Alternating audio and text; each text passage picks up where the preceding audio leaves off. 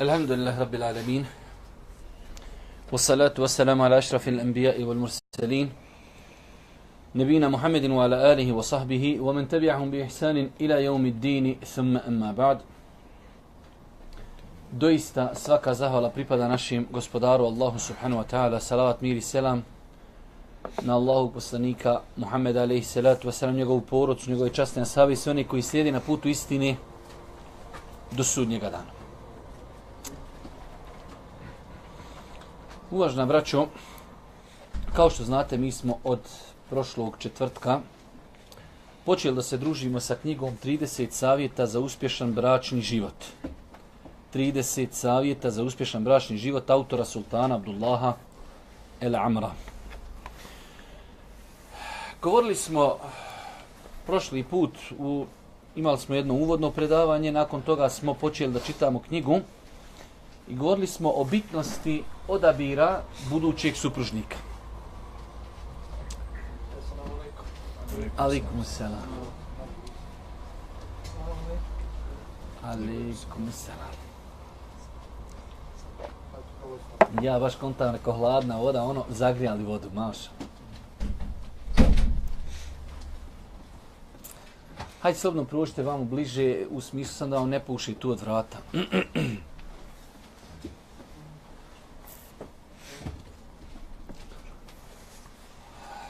Pa smo prošli put govorili malo detaljno o tome koliko je bitno da čovjek na početku braka ne požuruje u odabiru supružnika, već treba da se maksimalno potrudi. Isto tako roditelji tu igraju jednu veoma bitnu ulogu da pomognu svojoj djeci u odabiru budućeg supružnika. Ono što ja želim još dodatno spomenuti na ono što je spomenuto u knjizi jeste, prvenstveno, rekli smo da je najbitnija stvar definitivno, alejkum selam rahmetullahi ve berekatuh. Mi smo stvarno večeras požurili, ovi dole iz Carevi nisu uspjeli stići, ali ne vezi.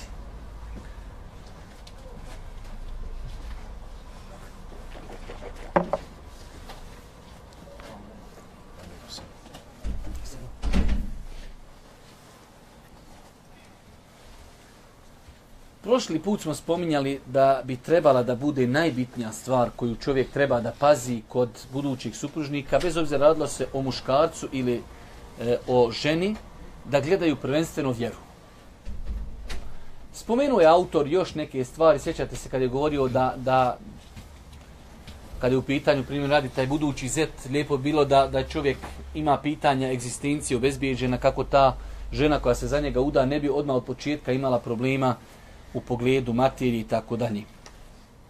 Šta nam je još bitno u pogledu odabira supružnika? Čovjek treba da gleda prvenstveno, rekli smo, vjeru. Svakako sve ostale stvari su bitne, ali je najbitnija stvar vjera. Veoma je bitna, shodno koliko čovjek može da bude pronicljiv u pogledu toga, da gleda na čednost. Znači da žena koja treba da bude njegova buduća supruga, da pazi na njenu čednost, a isto tako da žena pazi na muškarca kada je u pitanju, znači, muž, da bude to čedna i moralna osoba. Isto tako u granicama mogućnosti se gleda da se pokuša vidjeti kroz razgovor, kroz kontakt s drugim ljudima, pa i pogled u roditelje, kakva je narav budućeg supružnika. Mislimo i na muškarca i na ženu. Uvijek je poželjnije, ljepše da čovjek traga za nekim ko je blag, ko je smiren, ko je mudar, za razliku od insana koji je ljut, koji je sklon nekim, ajde da kažemo, takvim ponašanjima. Treba javi sve da čekamo da svi uđu, ali oni su baš na neveditelj ženi, sva dol džamija je došla danas na predavanje.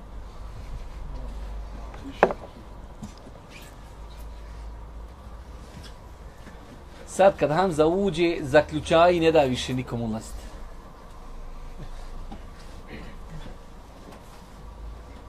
Ima još neko.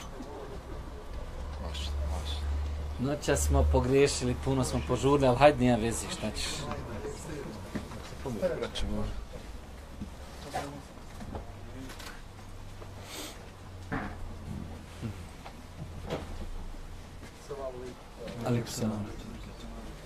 Svakako, kao napomena, generalna napomena, lijepo je da imate neku olovkicu, pa imate dosta na ovoj knjizi, ima praznog prostora, pa možete neke stvari pored kao neke opaske zapisivati, jer vjerujem da prvo ja neke stvari kod kuće pripremam, a bude tu mnogo toga što bi trebalo da čovjek sutra kada bude ponovo čitao ovu knjigu da se nađe negdje tu napisano, ako ništa, pod nekim naslovima i tako dalje. Rekli smo znači da čovjek kada bira budućeg supružnika trebao bi da pazi prvenstveno na vjeru, da pazi da to bude čedna i moralna osoba. Ako može proniknuti i da shvati kakva je čud i narav ti osobi, pa smo rekli da će uvijek dati prije prednost nekome koji je miran, koji je blag, koji je mudar, za razliku od insana koji je temperamentan, brzo se ljuti, samim tim odmah će doći brže do vrijeđanja, brže će doći do i tuče obostrano, muž tuče ženu, žena tuče muža i tako dalje. Isto tako ako se može proniknuti u osobu budućeg supružnika, svojstvo stida je veoma bitno svojstvo. Pravi onaj stid, ne plastični stid, jer imate oni stidova lažni koji traju nekad 5 dana, 10, 15, 20 dana i onda kad se stupi u brak, tada ko što smo prošli put govorili, kad se skine ona odjeća, tako imate i osoba koji skidaju stid. U početku to je samo preda se gleda, ma ne možeš, znači poslije paša kad te pogleda, hoćeš upast. Unesi samo što je te pogledala. Tako da insan pokuša tražiti osobu zaista stidnu, jer stid uz Allahu pomoć ne donosi ništa osim hajr. Isto tako, ja sam o tome govorio i vjerujem da je lijepo da pogledaju oni koji žele pogotovo da stupe u brak, oni naše seminare koji smo održali na dosta mjesta diljem Bosne, a izvan Bosne, predbračne seminare, pa smo tu detaljno govorili o ovim nekim stvarima. Kada je u pitanju ljepota, ljepota je isto jedan veoma bitan faktor. Dosta puta ljudi, sam se malo, ako ništa vi pomjerite ili vi malo ovdje da nam ova braća ne moraju sjeti za vratima.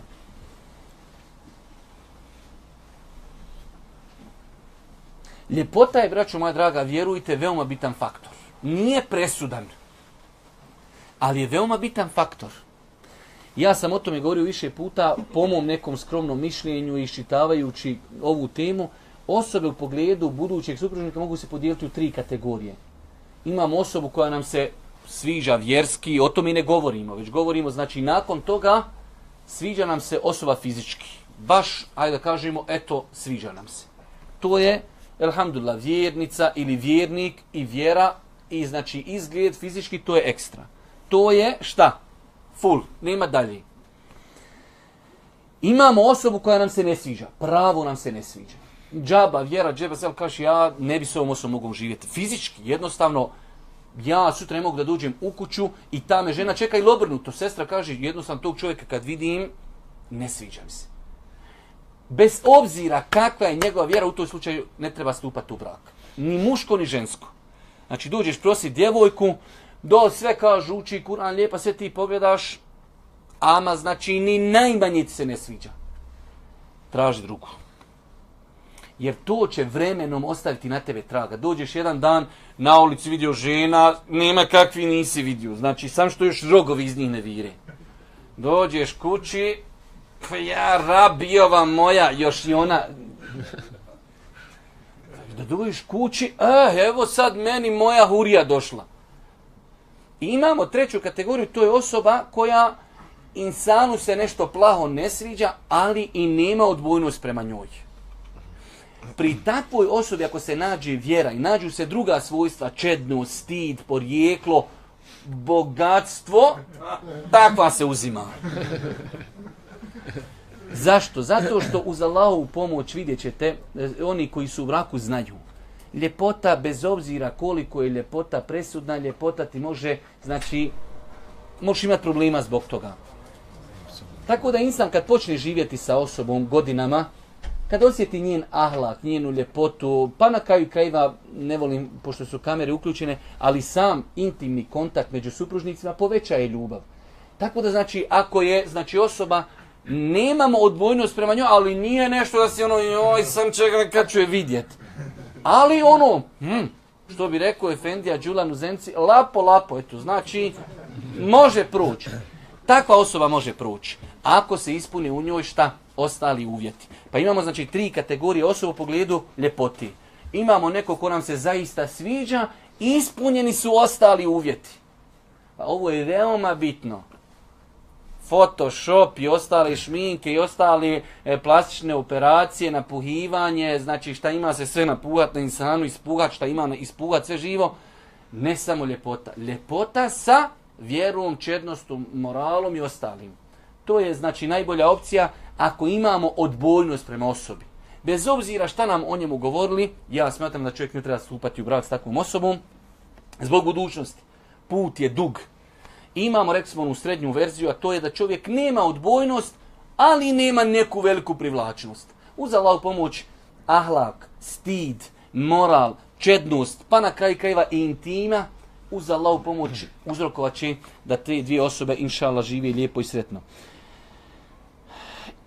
Isto tako vrijedi za porijeklo i za imetak. Ne treba da to budu presudni faktori, ali ako se nađu, dobro je. Djevojka zaista moralna, sve i vjernica i sve, i još prezime kad spomeneš, halo, završeno. Povedi. Isto tako, moralna, lijepa, vjernica i bogata. Alhamdulillah, dobro je, idemo na hađ i na umru svake godine, ženo o tom trošku. Unaprijed kupujemo karte, ti plaćaš. Alhamdulillah, ima para, alhamdulillah, nek troši. I na kraju, zadnja stvar, veoma bitna stvar, da čovjek pokuša, znači, kod budućeg supružnika tražiti neku sličnost i srodnost. Ovo zapamte, vjerujte, ovo je veoma bitno. Ja sam o tome puno govorio, velik broj ljudi padne u probleme u braku zbog ovoga. Ja znam, pazite, ja sam već u braku 17 godina. Čitam o tome knjige, čitam literaturu i onaj početnički Hamas, ona upala. Bratu je palo na pamet, treba se ženiti. On ne vidi dalje odnosa. On ovako jedno nos vidi, dalje ne vidi. Njemu je bitno da počne ime žensko i završeno slovo a, žensko. I gotova stvar. Treba čovjek malo tada da stane na kocku leda, da se malo ohlade, da se istušira, da malo iziđe, da se pogruda sam sa sobom, samo da se malo razladi, da ne gleda Photoshop, da ne gleda Facebook, gleda ostali šetano, lagano. Da pokuša tražiti osobu koja je njemu srodna, znači u mnogo toga, počevši od porijekla, od bogatstva, od na kraju krajeva i naobrazbi. Ja sam o tome navodio, vjerujte, puno prili. Pazite, za vrijeme ashaba se dešavalo da ashab oženi ženu koja je bila robkinja ili obrnuto, čovjek koji je bio ashab poslanika, bio rob pa oslobođen. Oženi ženu, nakon određenog vremena kaj ne možemo zajedno živjeti. Uvijek je među njima taj zastor, on je nekad bio rob ili ona je nekad bila robinja. Pa je veoma bitno, i pazite, knjige fikha, hanefijski mezheb, svaki drugi mezheb, čak imate znači da to stavljaju skoro pa nivo da je uvjet za ispravnost braka. Če su navodili, kaže čovjek ako je lupan, u to vrijeme su bili zanati. Taj zanat, kaže, ne treba da se ženi od drugog zanata. Naprimjer, neki zanat koji je ugledan, neki zanat neugledan.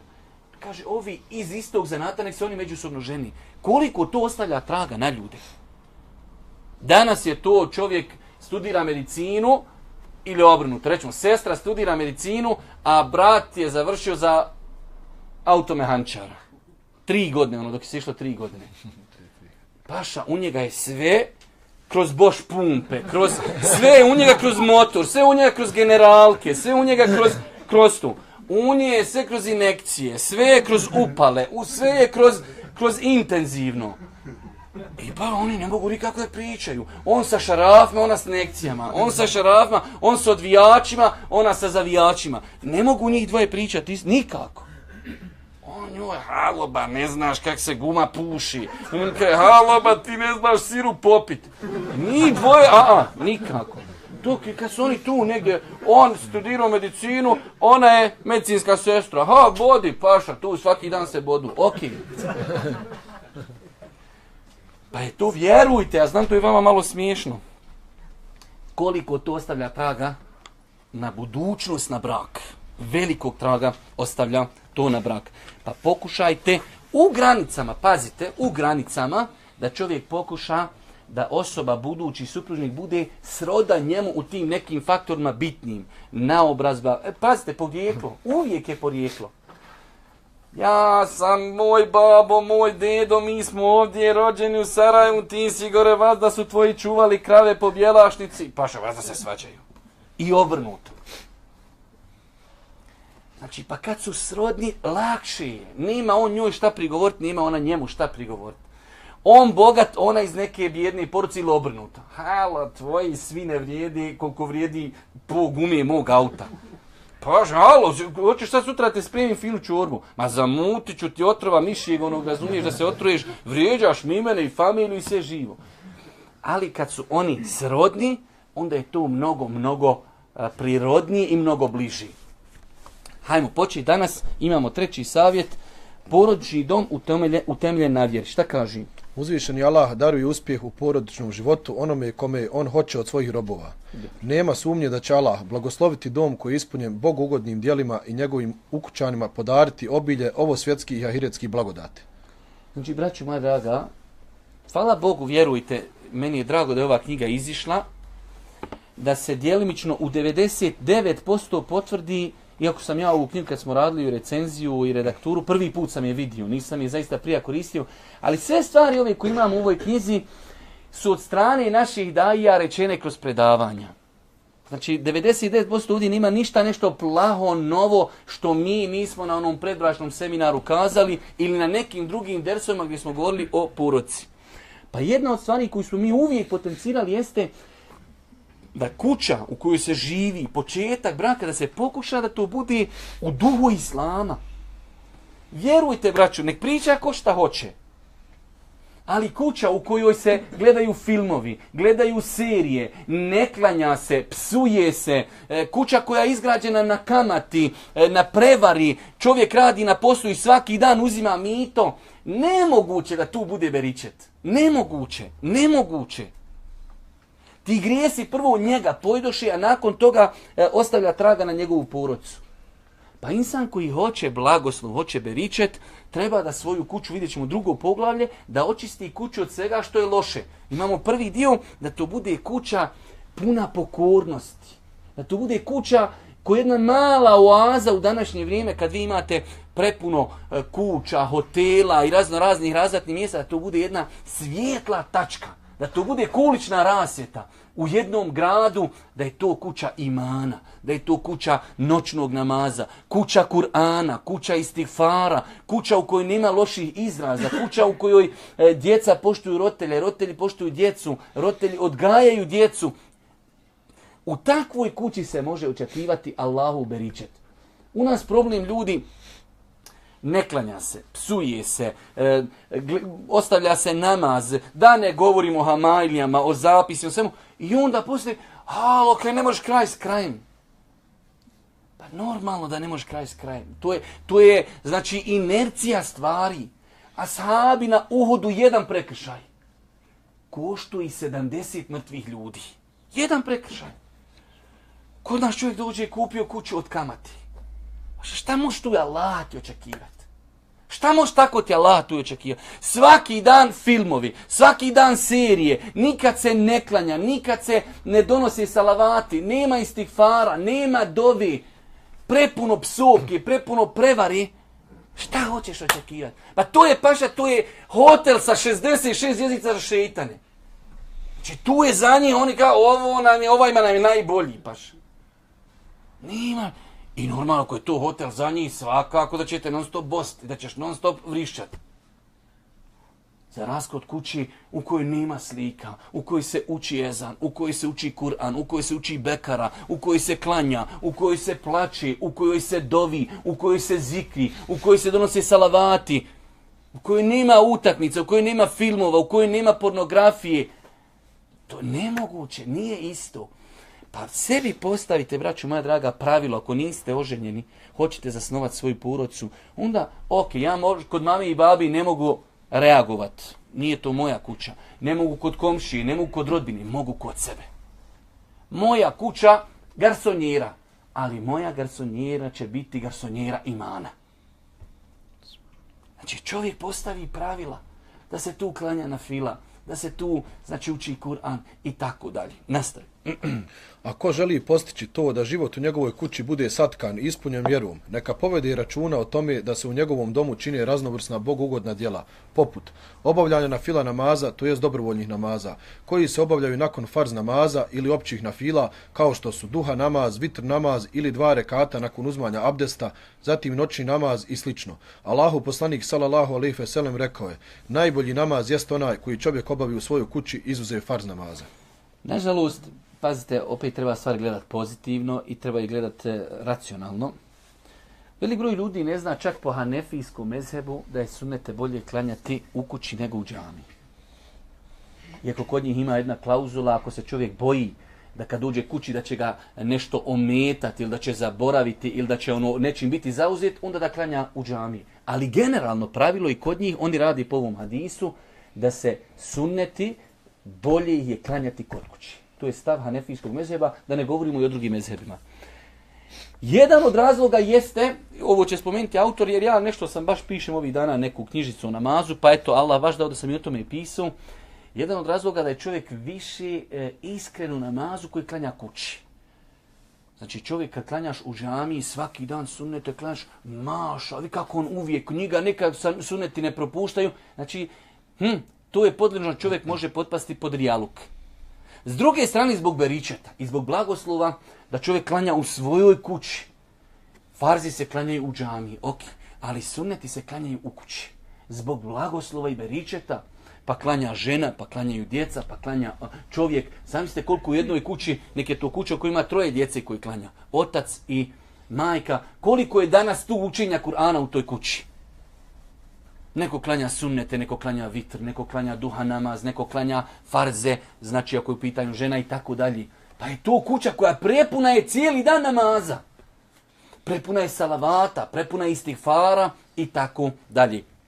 Dobro, šta kaže islamski učenjaci? Islamski učenjaci kazali su da dobrovoljni namazi koji se obavljaju u kući približavaju čovjeka iskrenom odnosu prema uzvišenom Allahu i udaljavaju ga od pretvaranja pred drugim ljudima, a također to je prilika da cijela porodica vidi oca koji obavlja namaz kao jedan vid ibadeta i dobrog djela, pa će ga i on u većini slučajeva u tome slijediti i za njim se povoditi. Ovo je veoma bitna stvar. Velika većina vas je ovdje mlada, ali upitajte svoje roditelje.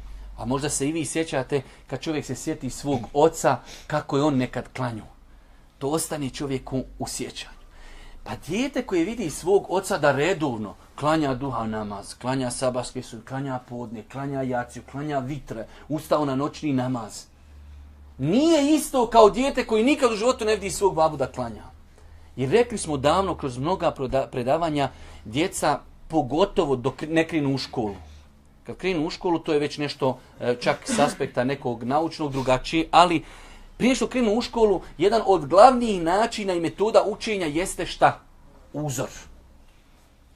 Vidi oca, vidi majku, tako radi. Zato ste vidjeli malu dječicu, stane otac klanjati, dijete stane klanjati. Ne, legne, pa miče prstom, djevojčica stavi mahramu na glavu, oponaša. I zamisli takvo dijete kad odrasta u takvom ambijentu. Babo svaki dan klanja, babo svaki dan uči Kur'an, babo svaki dan dovi, babo svaki dan zikri, istighfar, nema vulgarnih riječi, nema ljutnji. Djeca odrastaju u tom ambijentu. Za razliku od djete to nikad ne vidi. Cijeli dan filmovi, serije, utakmice, porno, psovka, vrijeđanje, nikad se ne uči. Šta će to dijete naučiti? Nemoguće. Gdje će naučiti? Pa je uzor jedna veoma bitna karika u društvu. Da čovjek čak cilja to, da čovjek cilja da svoju djeci praktično pokaže.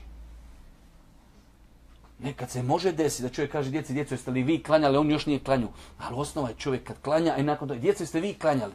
Kad vi, babo je klanjao, idemo i mi klanjati. Zove nas u nešto što je on uradio, to je sigurno već nešto dobro. Pa je ovo veoma bitan moment da čovjek u kući pokuša svoju kuću urediti kako treba, s druge strane da bude uzor svojoj djeci. Pa na kraju krajeva, to je oprobana metoda i to znaju roditelji koji imaju djecu, kad dijete uradi nešto loše, jedan od metoda mu kaže, sine, dobro, jesi vi kad to vidi u kući da mi radimo? Dijete, evo rečemo, bilo je negdje u parku, bilo je u školi, čulo je neku vulgarnu riječ. I u kući djeca u početku nemaju filtere, ne znaju mu nafičiti. Ono što čuje napolju, tu odmah kod kuće gruhni. Jedna od metoda mu kaže, sine, ok, taj tvoj izraz kojeg si rekao, ti ga, jesi ga ikad čuo u kući? Kaže, nisam nikad. Odmah, sine, ti senzori treba da se pali, riječ koju nisi čuo u kući, može biti da je neko tam pričao kao naučno toliko pametno da ti to nisi čuo u kući, ali ti se s takvima ne družiš. Znači, velika je mogućnost nešto što nisi čuo u kući, treba filter neki. Ili pitaj babu, ili pitaj mamu i tako da. Ja znam jednog brata, pričam jedne prilike, jedan brat zaista kao pedagog, veliki insan i on i njegova supruga, kad je došao nam jedne prilike, sjedimo, kaže, ja sa svojom suprugom, kaže, jedemo i dijete došlo, kaže, iz škole, pazi, kuća je zaista, ono, znam čovjeka, islamska, muslimanska, sve. I, alikum selam. On kad mi sjedimo, ručamo, kaže, mama, i to mama, kuš, mama, ja rabena. Mama kaže, šta znači? I buf, ona najgora, najvulgarnija riječ za muški spolni organ. Šta je ova, šta ta riječ znači? Fuj, kaže, brat, ja, rabu, i ja, i žena, i pocrvenili, i poplavili, i niti. Ali pazi, on jadnik to neđe, čuj sad, on jadnik ima taj filter, on hoće da pita, valja li, ne valja li, pa da to. Znači, mora biti neki filter. Pa je veoma bitno, jedan od metoda kaže djetu, sine, jesi ikad čuo da mi to koristimo? Nisam čuo. Sine, ta riječ nije dobra. I mi nju znamo i čujemo je u društvu, ali ne koristimo. To je vulgarna riječ. Pa je uzor veoma bitan. I zato ćete vidjeti da čovjek može jednom, dva put djete reći, sine, klanju, evo sad ću, nisam, jesam, ali kad vidi da babo klanja, nikad djete neće reći babi, znaš šta je, što mene goniš da klanjam? Jer vidio je da si ti klanjao. I za mahramu isto važi i mnoge druge stvari. Pa je uzor veoma bitna stvar u životu koju čovjek treba da posjeti mnogo pažnje kad je u pitanju porodica. Šta kaže?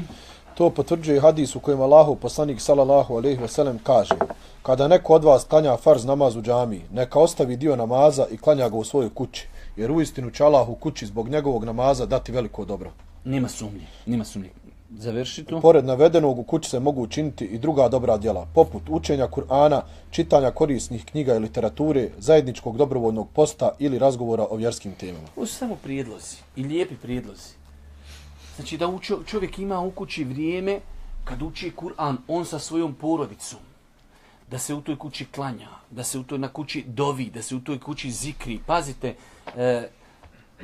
ne bi sad da ispadne nešto sad ja uspješan, neuspješan, to je definitivno stvar koju ne treba spomenuti, ali kad čovjek ima jedan ambijent u svojoj kući, zadnjih 10 dana Ramazana, sva porodica osjeti da se nešto dešava u kući. Idemo svi na teraviju i svi zajedno iftarimo, svi zajedno sehurimo, klanjamo noći namaz, shodno ko može, koliko.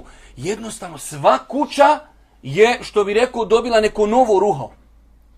To se traži. Na razne načine. Nekada zajednički razgovor o vjeri, nekada znači čitavanje literature, nekada učenje, nekada dovljiš. Je li problem da čovjek svojoj djeci kaže, djeco, ovo je zadnji sat petka, hajte sine sad u ovom satu otište svaku svoju sobu, dovite po 5 minuta.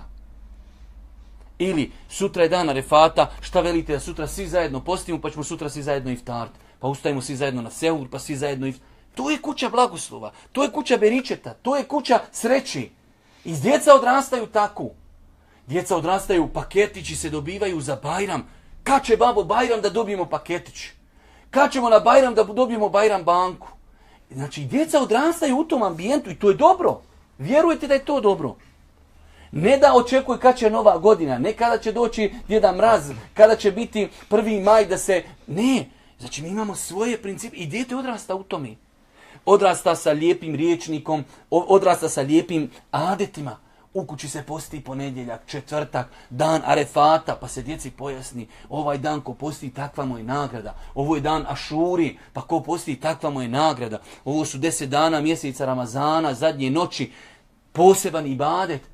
I djeca odrastaju. Sutra ta djeca će svojoj djeci reći, mi smo sa svojim babom i svojom mamom zajedno ustajali, zajedno se hurili, sjećamo se kad smo išli na teravije, kad smo klanjali, kad smo dovili. To je praktično, to je islam. Na kraju krajeva, to je glavni cilj islama. Nije cilj islama nauči hadise i spavaj kod kući. Živi po njima. Pa je veoma bitan ovo moment, kuća u kojoj se očekuje beričet, da bude kuća pokornosti, a s druge strane sad ćemo vidjeti šta? Kuća iz koje će se izbaciti sve što nije u skladu sa vjerom. Broj 4, ja mislim da je savjet. Čišćenje kuće od svih vjerom zabranjenih postupaka. Kuća u kojoj se čine mnogobrojna zabranjena djela ispunjena Allahovom srdžbom, a kada se Allah rasrdi, on pokazuje svoju moć spuštajući kaznu. Vidovi kažnjavanja nekih porodica izraženi su kroz brojne probleme koji se ne mogu logički objasniti. Članovi tih porodica nisu ni svjesni da grijesi i loša djela dovode do kazne još na ovom svijetu. Naš Gospodar kaže, kakva god vas nedaća zadesi, to je zbog grijeha koji ste zaradili. Također u drugom ajetu kaže, reci, to od vas samih, to jest vaših grijeha, Allah doista nad svime ima moć. Znači, braćo moja draga, nelogično je. Moramo uvijek početi s nuli. Platforma. Uzvišen je Allah i stvoritelj zemlje i nebesa. Stvorio je čovjeka s ciljem. Taj cilj je robovanje Allahu. Robovanje Allahu znači da čovjek svoj život uskladi po smjernicama Islama. To je robovanje Allahu. Nije robovanje Allahu da sjediš u džamiji cijeli dan da učiš i klanjaš. Ne. Robovati Allahu znači ja sam u firmi, ali ja sam musliman. Ja vozim autobus, ali ja sam musliman. Ja radim u opštini, ali ja sam musliman. Ja sam učiteljica, ali ja sam muslimanka. To je robovanje Allahu dželešanu. E sad, insan, dio robovanja i da svoju kuću sačuva od onoga što je loše. Rekli smo, to je naša odgovornost. Ti možda ne možeš na ulici narediti nekome da nosi hidžab. Ok. Ne možeš nekada na ulici narediti nekom da smanji muziku. Ok. I tako dalje. Ali moja kuća je moja odgovornost. Ja u svojoj kući mogu raditi šta hoću. I po moralnoj, i po zakonskoj, i po islamskoj, i svakoj drugoj osnovi. Pa je nelogično očekivati od Gospodara zemlje i nebesa, koji je ostavio sunnete i pravila na zemlji kad se neko odalji od Allahovih propisa, da će mu doći kazna. To je neminovno. Vi znate da su prijašnji narodi, jedan grijeh se proširi u narodu, jedan. Unište narod kompletan. Uzmite Kur'an. Gdje god se govori o nekom narodu da su uništeni samo zbog jednog grijeha. Nemate, kaže, u tom narodu se proširilo 10 grijeha pa uništen. Jedan grijeh se proširio, počeli ga javno činiti, uništenje. Pa je nelogično. Zamisli ti svom djetetu, a Allah dželešanu je uzvišen daleko od svih primjera naših, svaki dan djetetu dadneš marku 2 i svaki dan ono nezahvalno. Svaki dan potroši u nešto loše. Kad mu rekneš god, sine, idi nešto poslušaj, neću. Kako bi se ti odnosio prema njemu? Pa Gospodar svevišnji ti je naredio da budeš pokoran, stvorio te zbog toga.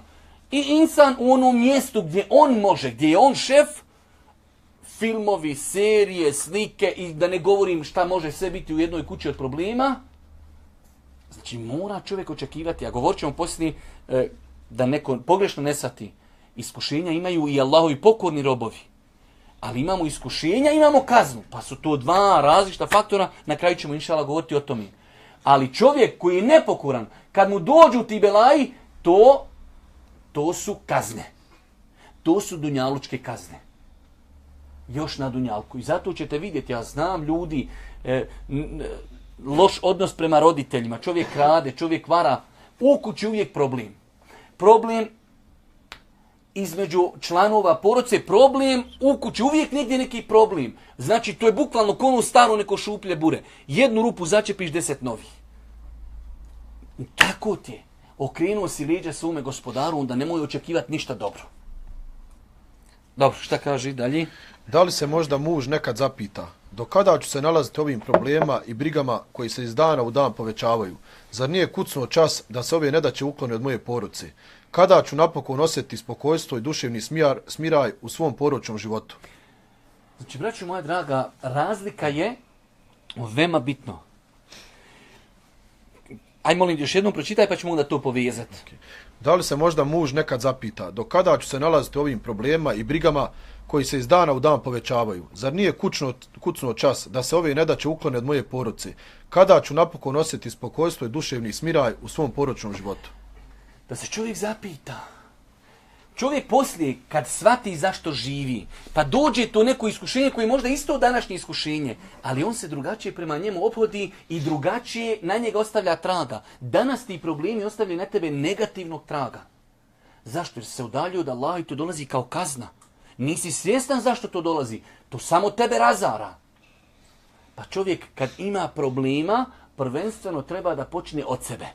Da počne od svoje kuće, od svoje djece, od svoje porodice, da vidi prvenstveno mogu li ja šta popraviti. Braćo, čovjek prođe možda mjesec dana u kući, pazite, ja garantujem da imate hiljade kuća, Bošnjački kojima se mjesec dana nijedan namaz ne klanja. Šta hoćete u toj kući? Pa to je, vjerujte, stadion za šeitane. Ma to je za njih studentski dom, to je za njih hotel. I paša, šta hoćeš tu? Mora tu biti sve naopako.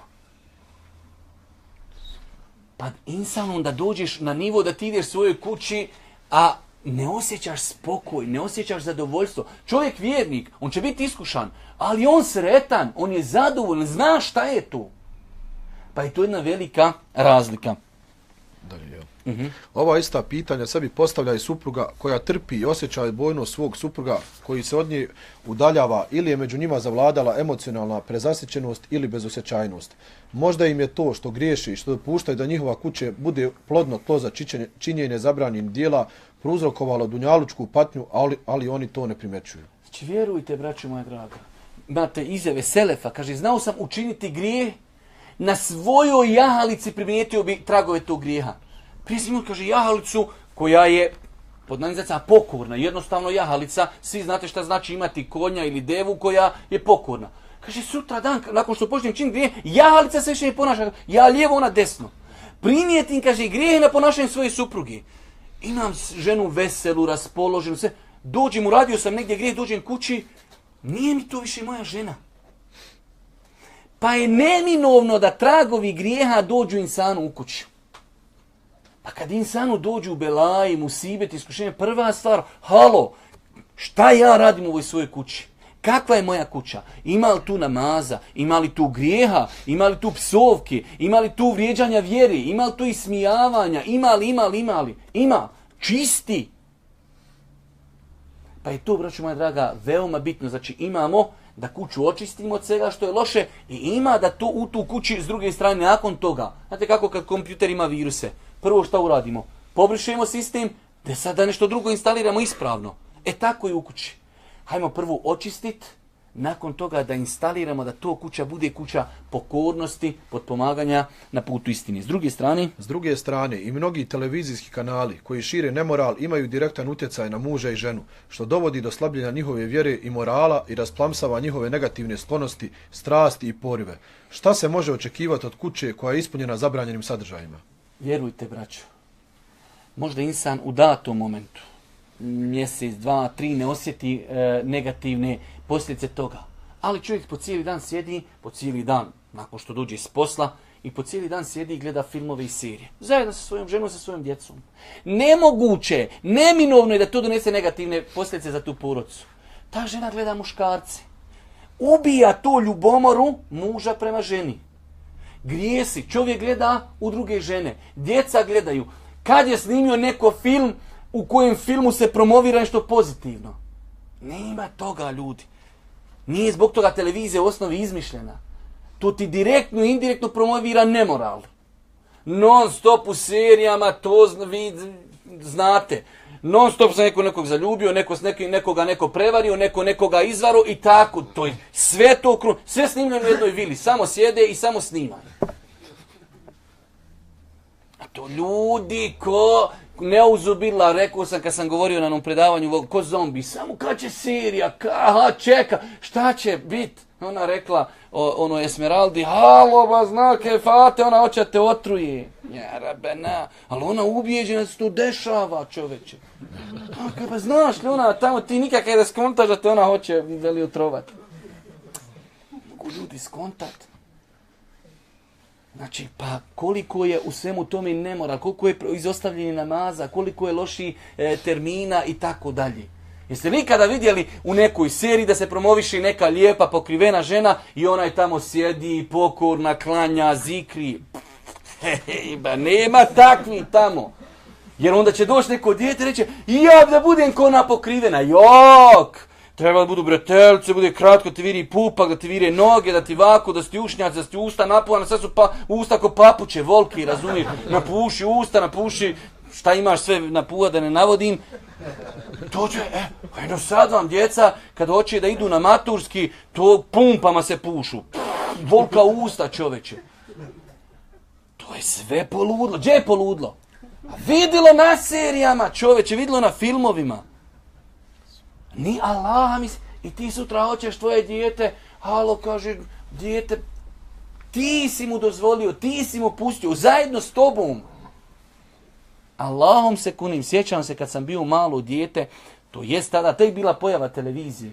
Ljudi su se zakretali od onog, pazi, to su bile one stari jugoslovenski filmovi, to znači, kad se dvoje poljube, to je bio najgora erotska scena koja može biti. Ljudi su se zakretali od samog poljubca.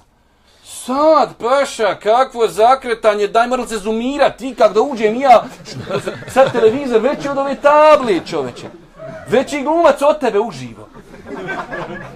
Ja rab, kakvo, daj, kače, ponovo emitovanje, da ponovo vidim. I hoćeš onda da dijete tvoje bude moralno. To su njegovi likovi, on živi da to bude.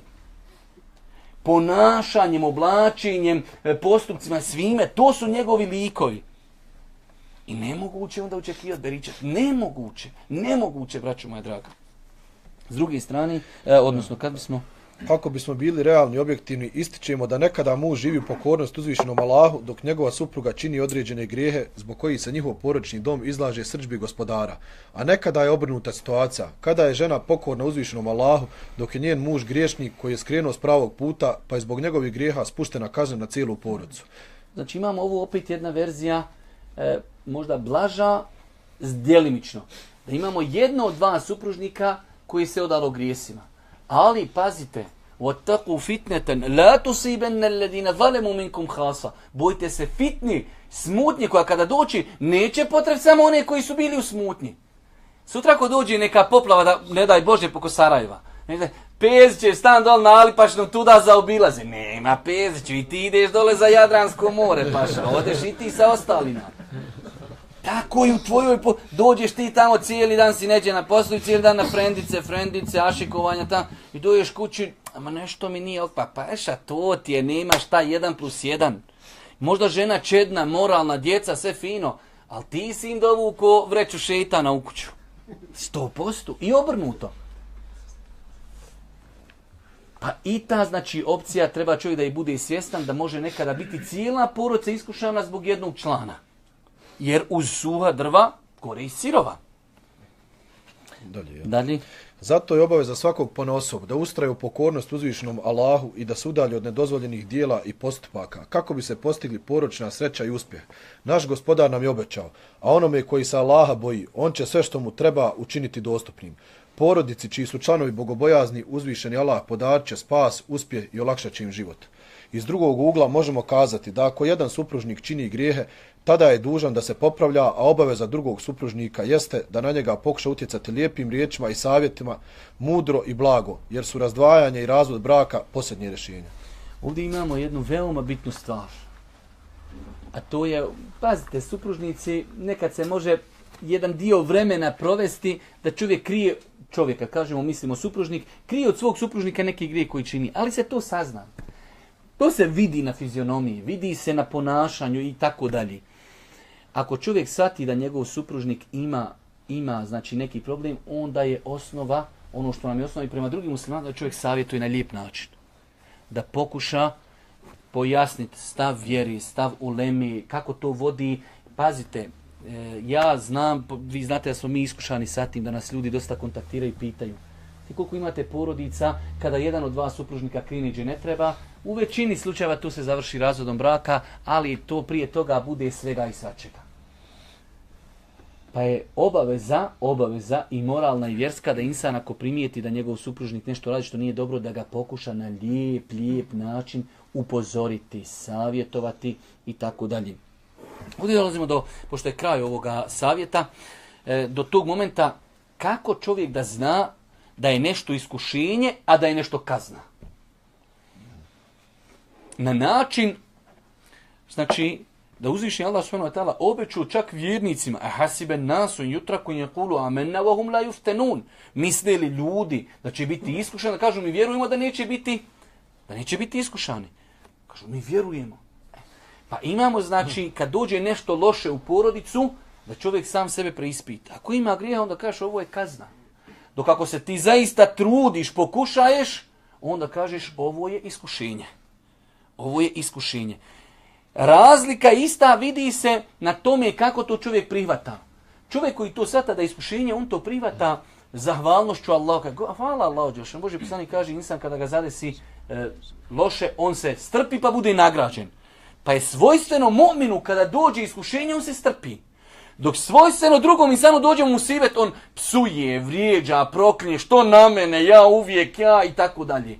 Znači, pa je to glavna razlika. Znači, insan koji se zaista trudi i dođe mu u kuću nešto što nije volio, razbolilo se dijete, znate šta može biti u kući od 100 nekih problema. Ja, gospodar, se trudim, redovno klanjam, podučajem svoju djecu, nema harama u mojoj kući i tako dalje, sam sa sobom razgovara, ali mi je došlo nešto. Da li je to kazna? Može biti, niko nije melek, ali insan to doživljava ko iskušenje, ko ispit, da vidi, znači, njegov gospodar, kako će se on ponašati? Ok, robe moj, imao si blagostanje, evo sve ti je lijepo, da vidimo sad malo kako prolaziš na specijalnim ispitima. Dok imamo drugu kategoriju ljudi, u njega je sve u haramima i onda dođe šamar.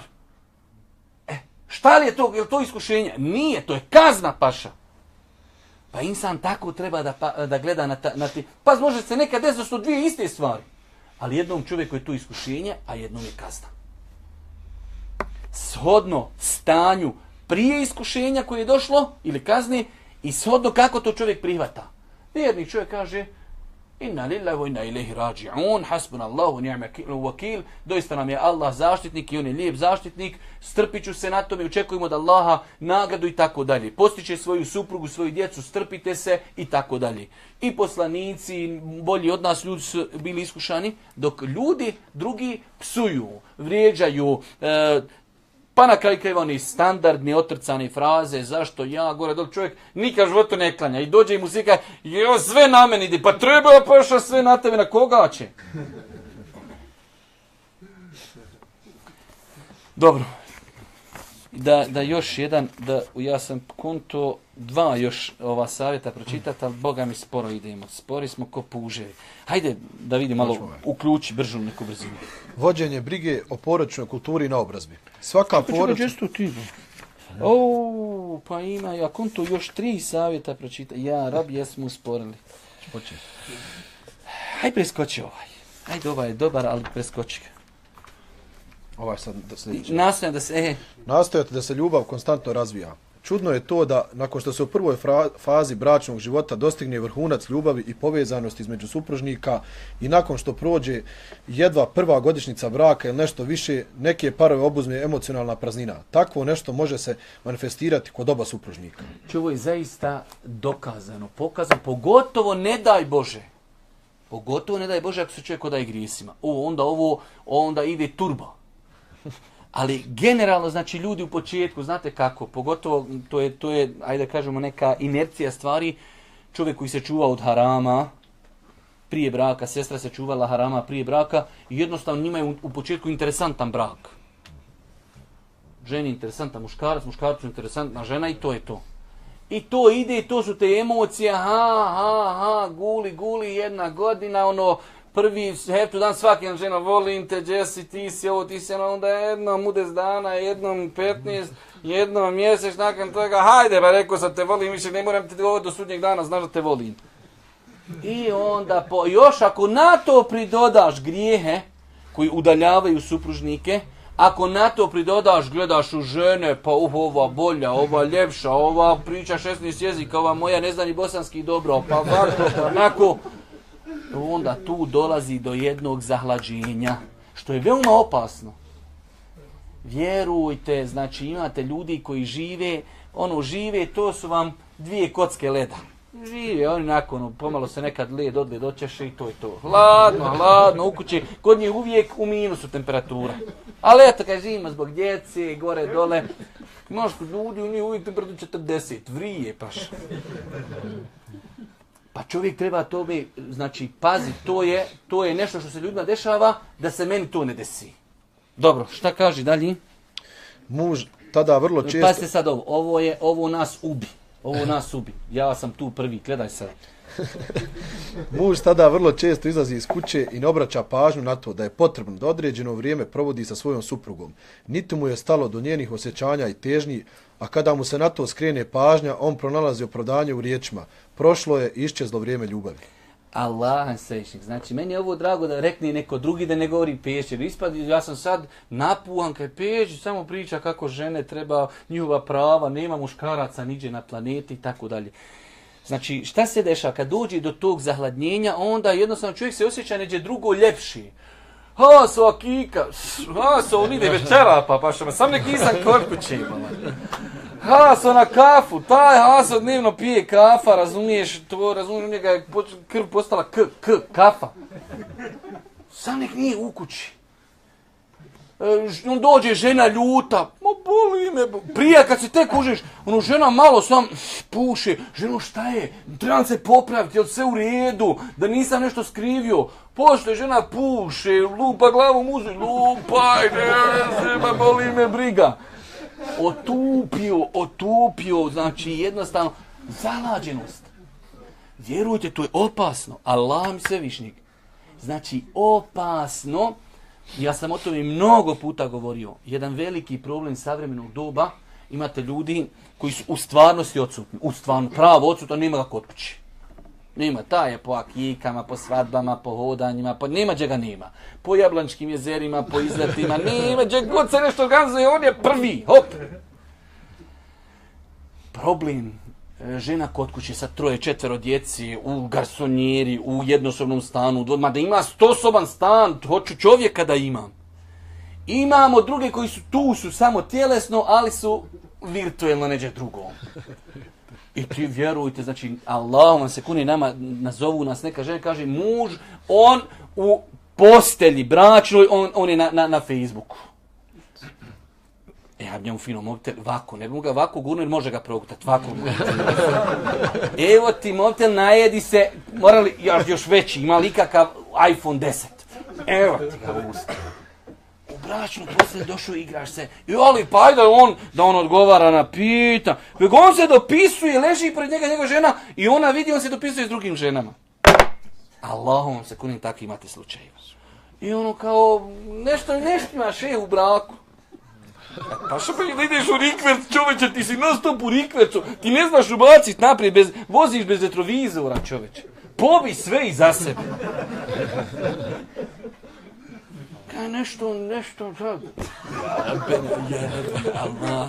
Ali to, znaš šta, Allahom se kunem. Znači, žao što moram se koncentrirati šta ću reći, ali koji treba ti biti, znači, da mu ne reknem grizli, ali je sličan. Koji ti trebaš biti, ležiš sa svojom ženom u bračnoj postelji i dopisuješ se s drugim ženama. Allah, to treba biti lik, znači, Allah mi se, to nema u romanima, Zagor, oni prije što su bili stari, to nema u romanima, čoveče. I onda kaže, nezadovoljna žena, ja nešto nisam dob djeca, sve nam nešto fali. Fali ti, bolan, samo diskonektuj se, 2 sata, osjeti sreću i zadovoljstvo. Kad je bio, jednom sam vidio neku poruku, čovjek pred sobom ne vidi prirodu, žena mu posla poruku, tu istu sliku. Vau, dobre slike, eto je medo pri tobom, bolan. Sam skloni mobitel, eno gledaj na živ. Jok, vau, kaj bada snijeg, kaj znam, vidio sam na Facebooku. Izađi, malo se pogrudvaj, Allah te uputio, sve sam čuo na Facebooku. Snijeg, gruda se sa laptopom. Pa je, vjerujte, veoma bitno da čovjek pazi na emocije. Na emocije, na kraju krajeva, kad je u pitanju ljubav, kad je u pitanju osjećaj. Ja vam kažem, to je u početku, dok malo nešto žena ljuta ili muž ljut, odmah, šta je, da nije nešto? Poče, ma boli me briga, ljuta, nije ljuta, ma boli me briga. To je veliki problem. Dalje. Neke supruge prestanu voditi brigu o sebi nakon prve godine bračnog života, pa je muž iznenađen time kako njegova supruga može dovesti sebe u stanje zapuštenosti, bez obzira na to radilo se o nevođenju računa o lijepom izgledu i uljepšavanju za muža, ili o nastojanju da razumije udovolji njegovim ličnim potrebama, ili pak pažnje koju muž očekuje intimnim i svakodnevnim odnosima. Nesumnjivo, takvo ponašanje dovodi do smanjenja intenziteta ljubavi muža prema supruzi, pa će i on njoj uzvratiti istom dozom nemara i bezosjećajnosti. Znači ovdje kad se radi isto, pazite, ovdje kad govorimo znači podjednako. Ista je stvar kad znači žena zapostavi svoga muža. Pogotovo u tim nekim stvarima gdje su, hajde kaj možda stvari poridane, baš ono čovjek radi, zarađuje egzistenciju, žena je kod kući, čovjek dođe, žena ne vodi evidenciju o svome izgledu, o higijeni, ne vodi evidenciju o njemu, njegovim osjećajima i tako dalje. Kako se taj čovjek osjeća? Ja cijeli dan odem, malterišem, hodam, vozam, taksiram, ne znam nija šta ne radim. I umjesto dođem kući da me dočeka žena vesela, vedra, počešljena, lijepo uređena, djeca, kuća, ja dođem u obdanište. Sve razbacano, niko. Znači normalna je stvar, to može dan, može 2, može 5, a kad to guliš 5 ili 10 godina, onda to znači mora polučiti neke negativne rezultate. Dalje, Nastaje. Zato je rješenje za ovaj problem nastojanje da se ljubav konstantno razvija i to putem sljedećih metoda. Pod 1. Lijep i emotivan razgovor. Znači čovjek imaju stvari koje su logične, imaju stvari koje su racionalne. Normalna stvar da je nemoguće, nije nemoguće, ali evo nemoguće da čovjek 15 godina je u braku i da tada ljubav, on izgara, jedva čeka da vidi ženu, ko kad je se tek oženio. Može se to desiti, ali porijetko. Ali može. Ipak može. Ali, znači čovjek treba da pazi, ipak taj moment je veoma bitan. Niti je insan duvar i zid, niti je njegova žena duvar i zid. Znači insan je znači emotivno biće. Pa šta je, na koje načine čovjek treba da taj njegov odnos, emocije, ljubav ostanu kontinuirane sa određenim normalno padovima. Znači prva stvar jeste lijep i emotivan govor. Lijep i emotivan govor. Znači čovjek se trudi da sa svojom suprugom lijepo razgovara i emotivno. Dalje. Pod 2. Nježni i blagi dodiri. No comment. 3. Izjavljivanje ljubavi. Izjavljivanje ljubavi. To ljudi godinu prvu dana, volim te, Jesse, dragi, lipi, fini, nakon toga ja, rekao sam vam, znači čovjek pošalje ženi s kojom je 15 godina u braku i pošalje sad poruku, volim te, ona bi prvo provjerila 3 puta, ošla na WhatsApp, pa na Viber, pa njegovu sliku uzumirala, jel on da nije pogriješio, onda je li učio večernji zikr, nije ograj su gore. 4. je verzija, nešto je pogriješio, nešto njemu treba. Poželio je pitu, nije odavno jeo pite, pa počinje on već s posla lagano priprema se da dobije krumpiruš. To je za nju nepoznanica. Nepoznanica. Pa znači da insan izjavljuje tu svoju ljubav. Isto tako. Pod 4. Isticanje lijepih zajedničkih momenata. Čovjek znači da ne bude uvijek, sjećaš se jednom kad nisi pitu poslala, Allah te uputio. Fini momenti. Znaš kad smo putovali, kako nam je lijepo bilo, bili smo ovdje, kad ćemo znači lijepe momente, ono što je bilo loše zaboravi. Sljedeće, iskazivanje pažnje prikladnim poklonima. Tu će sad doći jedan poseban savjet, mislim, ako hoćemo li mi to stići noćas, hoćemo, inšallah, hajde. Zatim, izražavanje priznanja i poštovanja. Svakako. I posljednje, saosjećanje u trenucima radosti, tuge ili bolesti. To je veoma bitno da čovjek, znači, ako je supruga vesela, radosna, da i on bude dio toga. Da li je završila hifz, da li je položila vozački, da li je ovo, da li je ono, radosna je zbog nečega dunjalučki, ahiretski, bilo šta, da bude i on dio toga. S druge strane, ako je ona ili bolesna, ili ima određen musibet, neko iz familije preselio, ili nešto je zadesilo, da on bude dio toga. Svakako da to ostavlja velikog traga na supružnike. Samo nam pročitaj, ovo smo rekli dole, ovo je uvijek najbitnije, to učite na pamet to. Pošalji svojoj supruzi poruku lijepog sadržaja, na primjer, volim te, i pošalji svom suprugu poruku, na primjer, poželjela sam te. Kaže, misliš sad ti pogledaš poruku, poželjela sam te. Ja rab, šta li joj treba? Para, sutra treba ići podmiru. Ode mi sutra 300 maraka iz džepa. 100%. Ovaj zadnji ćemo savjet. Povremeno davanje poklona. Postoje stvari za kojima svaka duša žudi, koje s vremena na vrijeme očekuje i željno očekuje. Vjerovatno je poklon nešto što svi ljudi vole i za čim žude. Razmjena poklona među supružnicima donosi jednu vrstu emocionalnog osvježenja i učvršćuje njihovu emotivnu vezu i ljubav. Koliko li je samo problema riješeno putem iskazivanja pažnje poklonom ili koliko je samo slučajeva emocionalne hladnoće, nezainteresiranosti i bezosjećajnosti riješeno na taj način.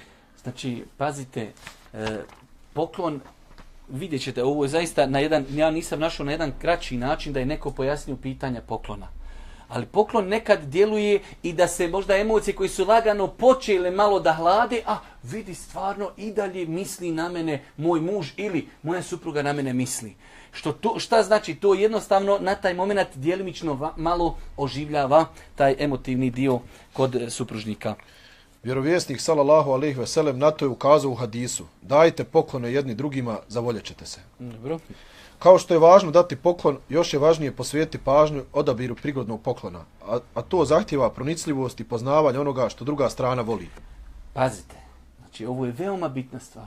Hoće čovjek da pokloni nešto osobi. Ok, ti možeš, čovjek ima, šta ja znam, evo rećemo olovku. On ima već 10 olovka, ti mu doneseš nešto što on već ima. Ili olovu istu, tako mu doneseš. Ok, jest, postigo si ti donio poklon.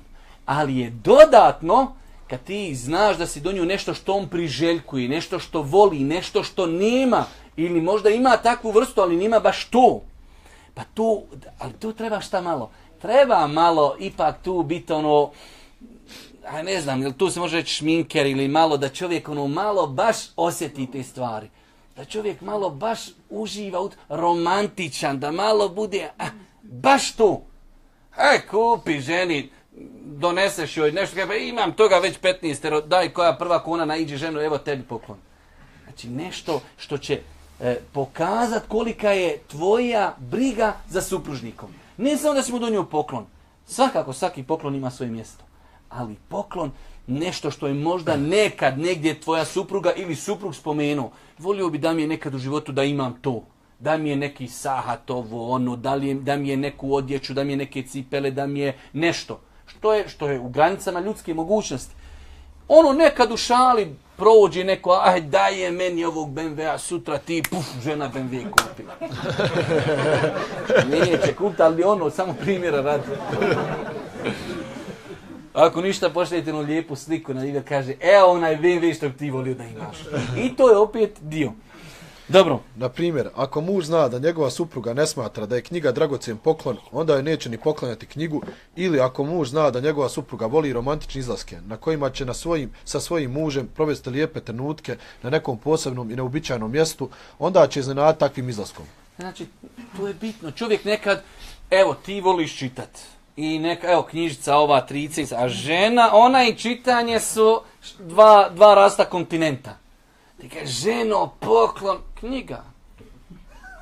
Hajmo dalje.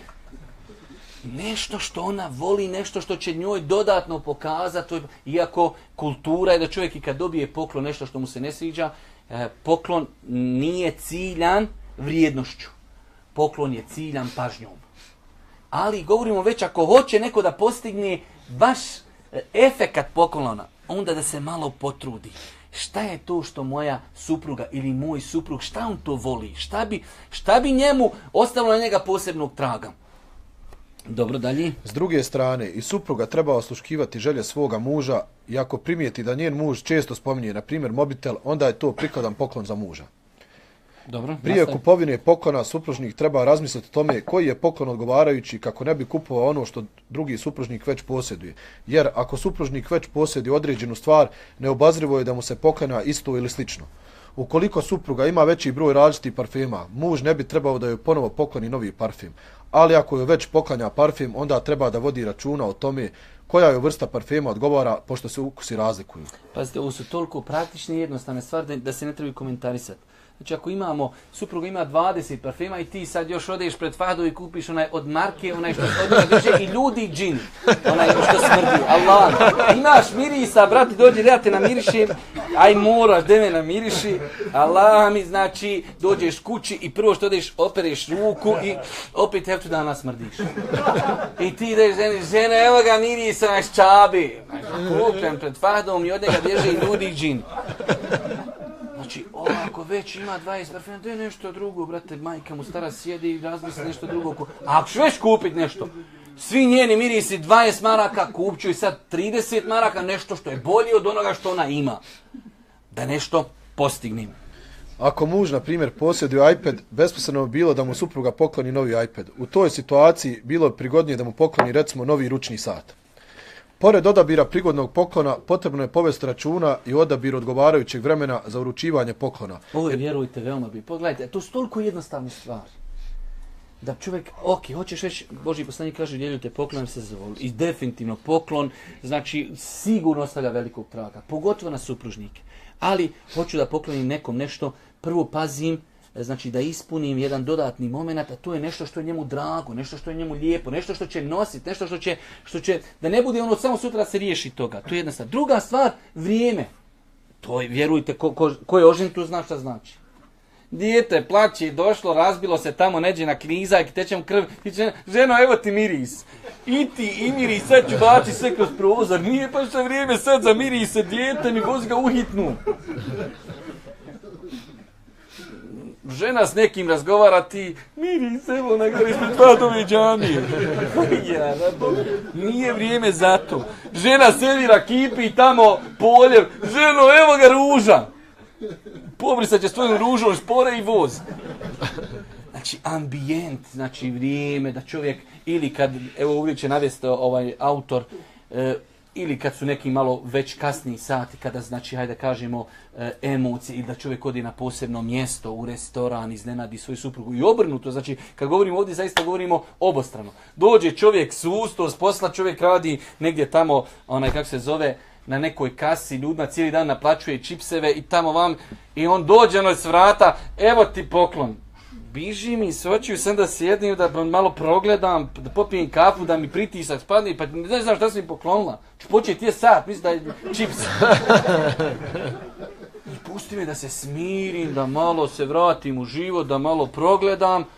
Ima neki poklon, daj da vidimo poklon. Pa je veoma bitno da čovjek bude pronicljiv. Poklon, nešto što je potrebno, nešto što je, znači, ima potrebu za, i nakon toga veoma bitno je vrijeme. Vi ćemo još na kraju i način. Pa čitaj. Predvečer je kada se užurbanost radnog dana umiri, a duša odmori od ispunjavanja obaveza, prikladniji je period za uručivanje poklona nego da se poklon uručuje u toku dana ili neposredno nakon povratka sa posla. Odabir vremena u kojem će supruga biti odmorna i neopterećena svakodnevnim raznovrsnim obavezama mnogo je bolji izbor nego da se to učini u trenucima dok je zauzeta nečim. Definitivno. Način na koji predajemo poklon mnogo utječe na to s kakvom će reakcijom biti primljen. Lijepo upakovan poklon može ostaviti u supruginu tašnu, pored jastuka, pored njene kozmetike i slično. I to će za nju vjerovatno biti lijepo iznenađenje, izazvati posebnu radost. Pazite, ovo su neki primjeri, ali čovjek kad živi sa suprugom i supruga s mužem, svako zna neki najbolji način i utjecajniji način koji će ostaviti najviše traga. Znači, ovo je samo jedan primjer, ne mora da to bude neka formula, već jednostavno čovjek treba da to uradi na način kako će to ostaviti najvećeg traga. Ogled dole, potrebno je iskoristiti posebno lijepe povode da bi se uručili pokloni, kao što su trenuci radosti i veselja. Neka supruga ne očekuje uvijek poklon od svog muža kao da se to s njegove strane podrazumijeva. Dobro. Vrijednost poklona ogleda se u samom činu poklanjanja, a ne u njegovoj materijalnoj vrijednosti. To je veoma bitno. Znači, jednostavno čovjek treba da razumije, ako mu je neko nešto poklonuo, da je to pažnja. Sama ta pažnja je dovoljna. Sad ovo ostalo što će doći, to su sve neki dodatni maniri, dodatne vrijednosti, ali znači pažnja je bitna.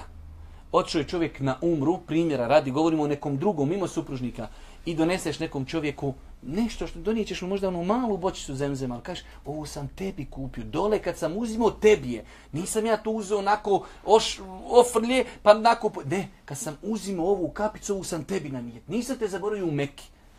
Taj čovjek koji si ti to poklonio, osim ako je zaista zid, pa daj, kako ću selam alikum.